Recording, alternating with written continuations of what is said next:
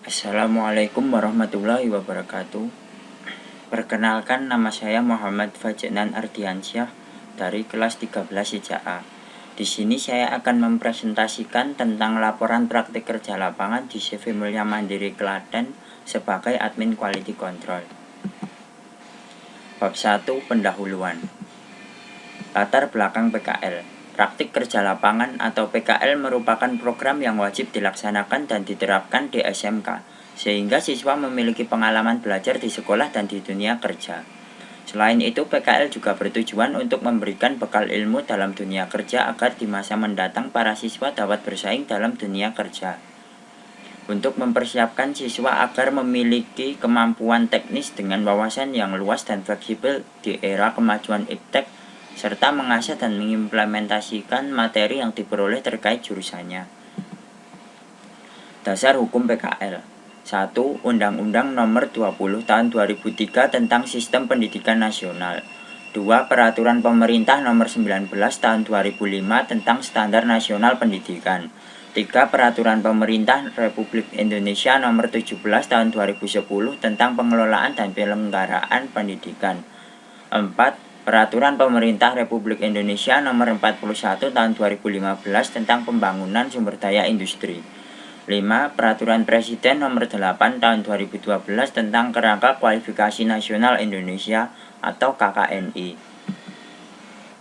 Tujuan PKL.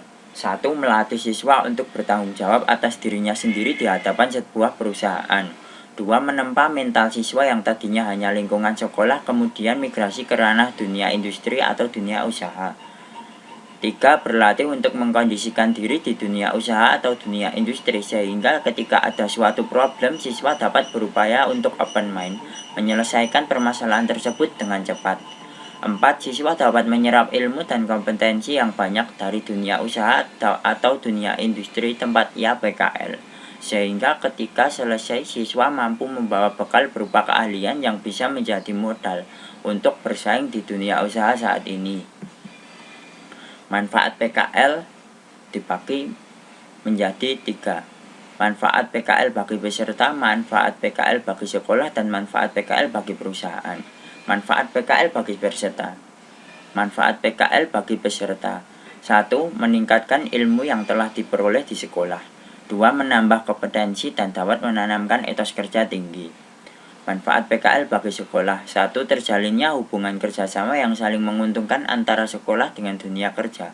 2. Meningkatkan kualitas lulusannya melalui pengalaman kerja selama PKL. Manfaat PKL bagi perusahaan. 1. Perusahaan lebih dikenal oleh masyarakat sekolah sehingga dapat membantu promosi produk. 2. Mendapatkan calon tenaga kerja yang berkualitas sesuai dengan kebutuhannya. Tugas dan tanggung jawab peserta PKL. 1. Melaksanakan kegiatan praktik kerja lapangan selama 6 bulan sebagai syarat kelulusan sekolah. 2. Menaati peraturan dan tata tertib baik dari perusahaan maupun dari sekolah. 3. Bersikap jujur, tanggung jawab, disiplin, bekerja sama dengan sesama siswa PKL maupun karyawan di perusahaan. 4. Menjaga nama baik perusahaan dan sekolah. 5. Menjaga dan memelihara hubungan kerjasama yang baik dengan sesama siswa PKL maupun karyawan. 6. Mengisi buku jurnal PKL secara rutin. 7. Berkomunikasi dengan guru pembimbing dari sekolah maupun pembimbing selama di industri. 8. Mengerjakan tugas akhir dari sekolah sebagai bukti dan verifikasi semua prosedur prakerin telah dijalani oleh peserta didik dengan baik. 9. Menyusun laporan dari kegiatan praktik kerja lapangan sebagai syarat kelulusan. Bab 2. Keadaan umum perusahaan. Sejarah singkat CV Mulia Mandiri. CV Mulia Mandiri didirikan oleh Bapak Indriyo Wisnu Sumbodo tahun 2006 di Jakarta. CV Mulia Mandiri merupakan sebuah perusahaan yang bergerak dalam bidang kontraktor telekomunikasi, di mana bisnis utamanya adalah memberikan solusi untuk pertelekomunikasian, termasuk untuk instalasi infrastruktur telekomunikasi, engineering berupa genset atau generator set, maintenance dan instalasi Presidential Station atau BTS Tower di berbagai daerah di Indonesia. CV Mulia Mandiri memiliki 2 kantor di Klaten. Kantor pertama beralamat di Jalan Pemuda nomor 281 Melinjon, Tonggalan, Klaten Tengah, Klaten. Kantor kedua beralamat di Jalan Pemuda nomor 245 Melinjon Tonggalan, Klaten Tengah, Klaten. Dan di sini ada gambar dari dua kantor tersebut. Untuk gambar yang di atas merupakan kantor yang beralamat di Jalan Pemuda nomor 281 Melinjon Tonggalan, Klaten Tengah, Klaten. Sedangkan yang di bawah merupakan foto dari kantor yang beralamat di Jalan Pemuda nomor 245 Melinjon Tonggalan, Klaten Tengah, Klaten. Visi dan misi CV Mulia Mandiri. Visi dari CV Mulia Mandiri yaitu to be a leading infrastructure provider in Indonesia. Sedangkan misi dari CV Mulia Mandiri yaitu creating and providing value add solution for client work service excellence. Nilai-nilai inti dari CV Mulia Mandiri. Nilai-nilai inti dari CV Mulia Mandiri yaitu customer, dedication, continuous improvement, integrity, dan teamwork. Struktur organisasi CV Mulia Mandiri.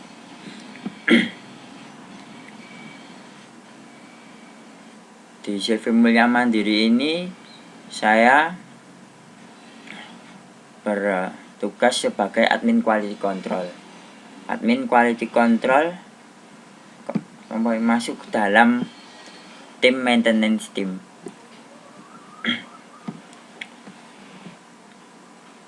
Maintenance team ini ada tim lapangan atau PIC dan admin quality control.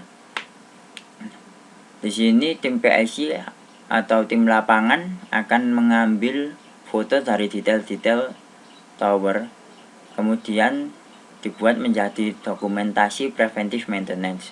Dan di sini saya sebagai admin quality control akan bertugas melakukan pengecekan pada dokumentasi preventive maintenance tower. Saya bertugas melakukan pengecekan apakah dalam foto tersebut sudah benar atau belum.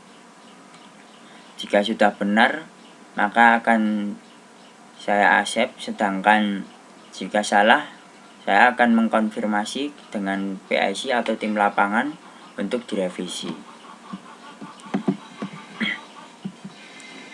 Peraturan perusahaan. Di CV Mulia Mandiri jam kerja perusahaan adalah 8 jam sehari atau 40 jam seminggu dengan ketentuan bila perusahaan memerlukan kerja lembur maka karyawan harus bersedia. Di CV Mulia Mandiri masuk dari hari Senin sampai hari Jumat. Masuk mulai pukul 8 dan pulang pukul 5 sore. Dan istirahat pukul 12 sampai jam 1 siang. Tata tertib perusahaan. 1. Setiap karyawan wajib melakukan absensi di mesin absen pada waktu masuk atau pulang kerja. 2. Setiap karyawan wajib melaksanakan tugas yang diberikan oleh perusahaan. 3. Setiap karyawan wajib berpakaian sopan dan rapi, serta menaati ketentuan pakaian yang telah dibuat. Di CV Mulia Mandiri ketentuan pakaian yaitu untuk hari Senin, Selasa, Rabu, dan Jumat memakai kemeja. Sedangkan pengecualian untuk hari Kamis, semua karyawan diwajibkan memakai pakaian dengan motif batik. Selanjutnya 4. Setiap karyawan diwajibkan menjaga nama baik perusahaan, baik selama berada di dalam perusahaan atau ketika berada di luar perusahaan.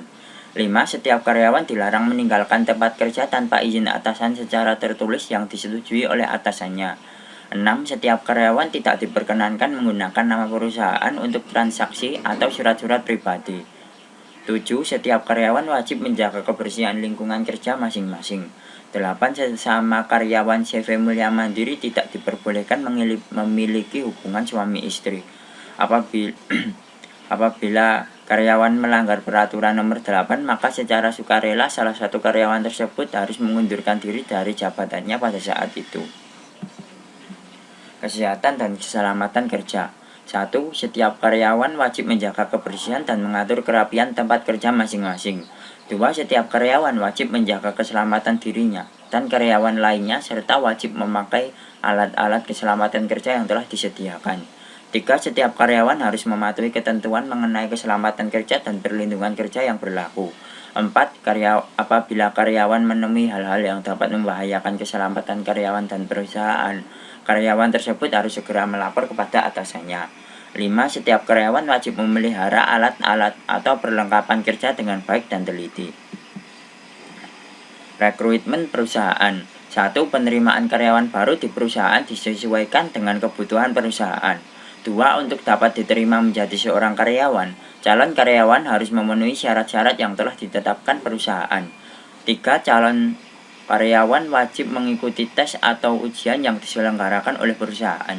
4. Calon karyawan yang telah memenuhi persyaratan dan lulus ujian atau tes yang diselenggarakan oleh perusahaan dapat diterima sebagai karyawan dengan masa percobaan atau training paling lama selama 3 bulan. 5. Adanya masa percobaan atau training harus diberitahukan kepada calon karyawan yang bersangkutan secara tertulis oleh perusahaan. 6. Selama masa percobaan atau training, masing-masing pihak dapat memutuskan kerja setiap saat tanpa syarat. 7. Calon karyawan yang telah menyelesaikan masa training selama 3 bulan dengan baik dapat diangkat menjadi karyawan tetap sesuai dengan jabatan yang telah ditetapkan oleh perusahaan. Bab 3. Kegiatan PKL. Melakukan pengecekan Preventive Maintenance Tower. Preventive Maintenance Tower merupakan perawatan berkala pada tower. Kegiatan maintenance set milik Protelindo. Maintenance set yang dilakukan oleh tim lapangan atau yang biasa disebut dengan PIC dengan mengambil gambar pada setiap detail bagian tower. Selanjutnya dilakukan pengecekan oleh admin. Di sini saya bertugas sebagai admin quality control. Admin quality control bertugas membenahi checklist dan memberi remark pada gambar yang dianggap kurang tepat. Jika terjadi kesalahan pada foto, maka tim lapangan harus melakukan revisi dan submit ulang agar bisa di-approve. Jika tidak ada kesalahan, bisa langsung di-approve by vendor dan selanjutnya di-checked by Protelindo. Maintenance set dilakukan tiap 1 bulan sekali. Jika sudah dilakukan pengecekan oleh vendor dan accept oleh Protelindo, maka foto tersebut diolah menjadi dokumen untuk membuat database dan data arsip lainnya. Di sini ada gambar alur kerja sebagai admin quality control. Untuk pertama mulai, selanjutnya menyiapkan alat dan bahan. Alat dan bahan seperti aplikasi untuk melakukan pengecekan, laptop, internet, dan alat komunikasi seperti Line atau WhatsApp. Selanjutnya, setelah menyiapkan alat dan bahan, admin quality control akan melakukan cek laporan preventive maintenance atau dokumentasi preventive maintenance yang telah diupload oleh PIC atau tim lapangan. Selanjutnya, apakah laporan preventive maintenance sudah benar?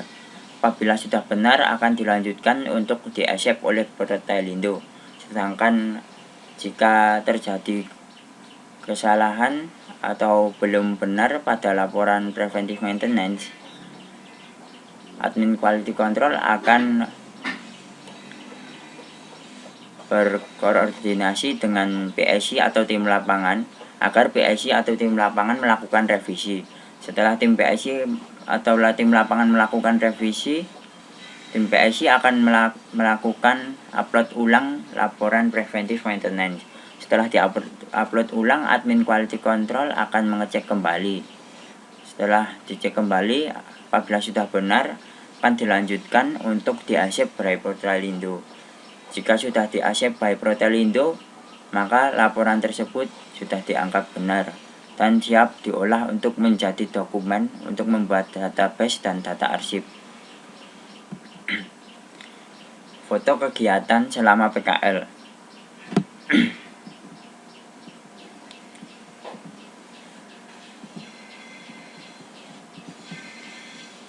Di sini adalah foto selama berada di kantor, selama melakukan kegiatan pengecekan preventive maintenance. Ini foto di kantor ini saya ambil saat saya berada di kantor yang beralamat di Jalan Pemuda nomor 245, Tonggalan, Klaten Tengah, Klaten. Sedangkan di sini adalah foto ketentuan melakukan pengecekan preventive maintenance. Di sini maintenance ada 2 jenis, yaitu maintenance manjat dan tidak manjat. Maintenance manjat dilakukan selama 3 bulan sekali. Pada maintenance manjat harus semua foto lengkap, sedangkan maintenance tidak manjat, foto OBL, foto split zoom, foto side view 4 sisi, dan foto panorama 12 semua DNA oleh PSI atau tim lapangan atau tidak ada, karena semua foto tersebut diambil dengan cara memanjat.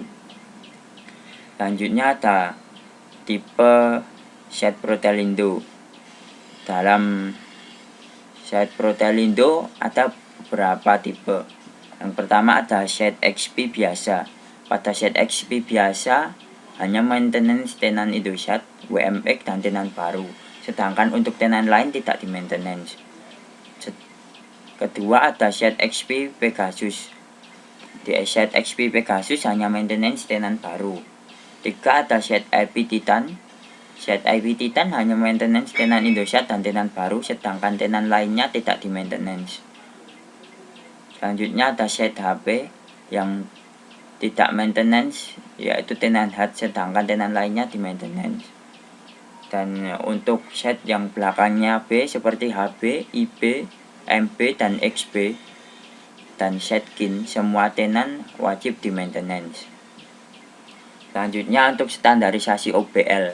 OBL itu merupakan lampu tower, dan jumlah OBL tergantung dengan ketinggian tower dan jenis tower.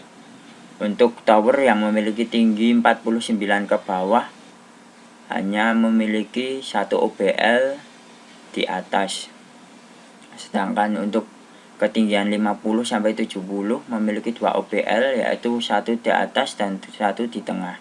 Untuk tower dengan ketinggian 70 ke atas memiliki OBL 3, yaitu 1 di atas dan 2 di tengah. Namun pengecualian untuk Shed HP dan KIN, berapapun ketinggiannya OBL tetap 1 di atas. Selanjutnya gembok Shed Protelindo. Shed Protelindo memiliki beberapa gembok, yaitu antara lain ada Padlock Master, Mechatronic, dan Smart Lock.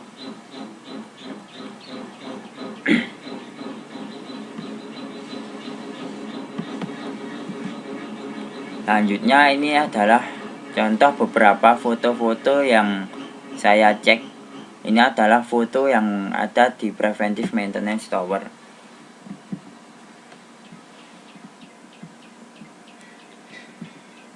Untuk yang pertama ini adalah foto pengecekan surat izin masuk shed dan keadaan PSI.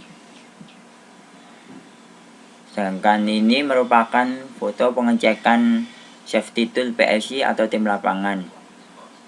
Tim lapangan atau PSI harus selalu menggunakan safety tool yang lengkap. Apabila pada foto ini ada salah satu safety tool yang tidak dipakai, maka PSI harus melakukan revisi. Sedangkan ini adalah foto kondisi shed dari depan. Melalui foto shed dari depan ini kita melakukan pengecekan apakah shed tersebut bersih atau tidak, dan untuk melakukan pengecekan seperti apakah pagar ini rusak atau tidak, apakah kawat duri ini rusak atau tidak. Apabila ada salah satu atau beberapa yang rusak, maka akan dilakukan revisi oleh PSI. Sedangkan apabila sudah benar akan langsung dilanjut untuk iShape by Protelindo. Selanjutnya di sini ada foto gembok. Di sini akan kita lakukan untuk pengecekan apakah gembok ini rusak atau tidak. Jika rusak, biasanya gembok ini difoto masih dalam keadaan tertutup. Jika foto dalam keadaan terbuka seperti ini, berarti gembok tidak rusak atau sudah benar. Selanjutnya ini ada foto kondisi shed dari dalam. Foto kondisi shed dari dalam ini digunakan untuk melakukan pengecekan apakah pondasi dari tower ini ada yang retak atau tidak, pondasi dari tangga tower ini ada retak atau tidak, dan melakukan pengecekan apakah bagian tower ini ada yang tidak lengkap atau tidak. Sedangkan lanjut untuk ini adalah nameset. Nameset adalah nama dan jenis-jenis dari setnya. Sedangkan ini merupakan foto pengukuran grounding pada box control. Box control ini dilakukan pengukuran dan pengecekan pengukuran box control ini pengukurannya harus normal. Biasanya pengukuran grounding pada box control ini tidak lebih dari 1, biasanya cuma 0, berapa.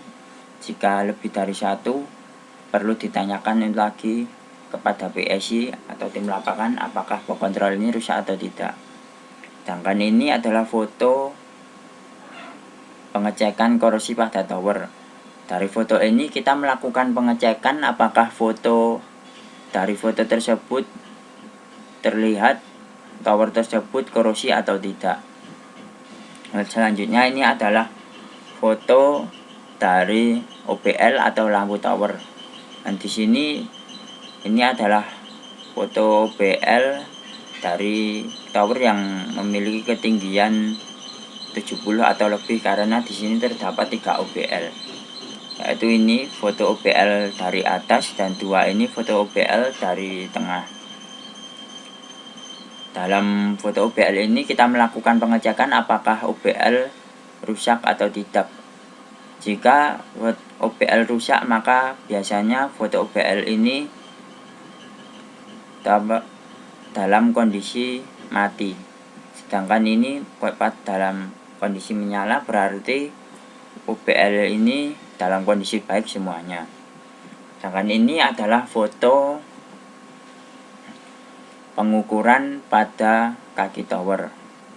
Untuk pengukuran pada kaki tower ketentuannya sama dengan pengukuran di box control. Dan ini pengukuran grounding pada pagar, ketentuannya juga sama dengan di kaki tower dan di box control. Sedangkan ini salah satu foto side view. Dalam foto side view ini kita melakukan pengecekan apakah pada set masih kotor atau tidak, dan sama pada kondisi set dari depan untuk melakukan pengecekan apakah pagar ada yang rusak atau tidak, dan apakah kawat duri ada yang rusak atau tidak. Di sini ada foto lampu halaman. Lampu halaman ini kita lakukan pengecekan apakah rusak atau tidak. Jika rusak biasanya foto lampu halaman dalam kondisi mati, sedangkan jika tidak rusak foto lampu halaman dalam kondisi menyala. Dan ini adalah foto SSB yaitu safety signboard. Sedangkan ini foto WSB yaitu warning signboard.